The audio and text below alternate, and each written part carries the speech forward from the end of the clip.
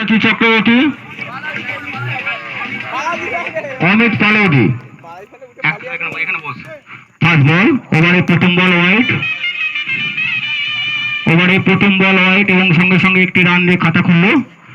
দারুণ শট, দারুণ শট কানু মুখার্জি, দারুণ শট।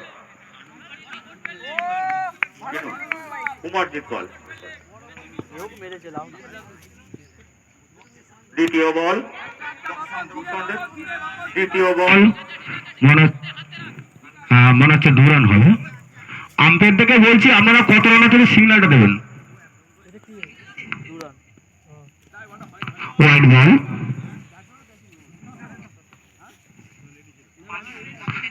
রান হলো। এবার ব্যাটিং করছেন সব্যসাচী চক্রবর্তী মুখার্জি।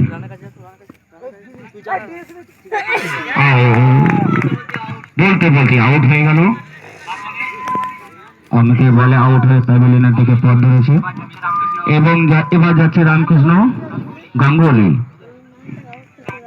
দেখা যাক কি করেন রামকৃষ্ণ গাঙ্গুলি।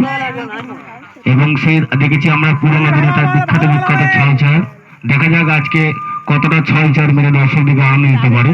দর্শক দিকে বলছি যখন 6-4 হবে তো আমরা আনন্দ দিয়ে করতলে দিয়ে আনন্দ জানাবেন।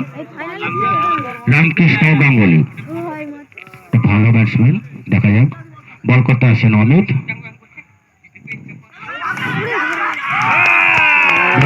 আউট হয়ে গেলেন। আমরা ভেবেছিলাম তার দিকে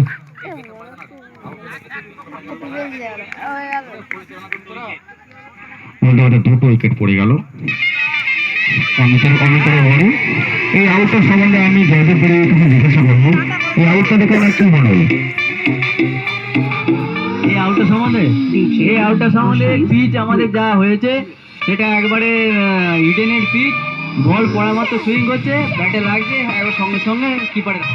ধন্যবাদ জয়দেব। ওয়াইড বল এবং তৃতীয় রান।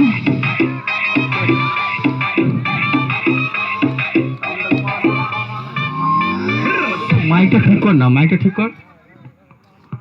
পরে বল আমি তো বলতে বলতে সপাটের ছক্কা এবং গগন চুম্বী ছক্কা খুব সুন্দর মেরেছে। কে মেরেছে? ব্যাটসম্যান কুমারজিৎ পাল। খুব সুন্দর শট, একদম দেখার মতন শট। এই বলতে বলতে রান সংখ্যা পৌঁছালো কত?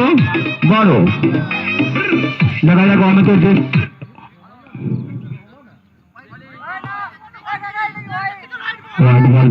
আম্পায়ারের সিদ্ধান্ত চূড়ান্ত। আম্পায়ারকে অযথা বিরক্ত করবেন না। বলতে বলতে আবার কুমারজিতের 4 সিরিজ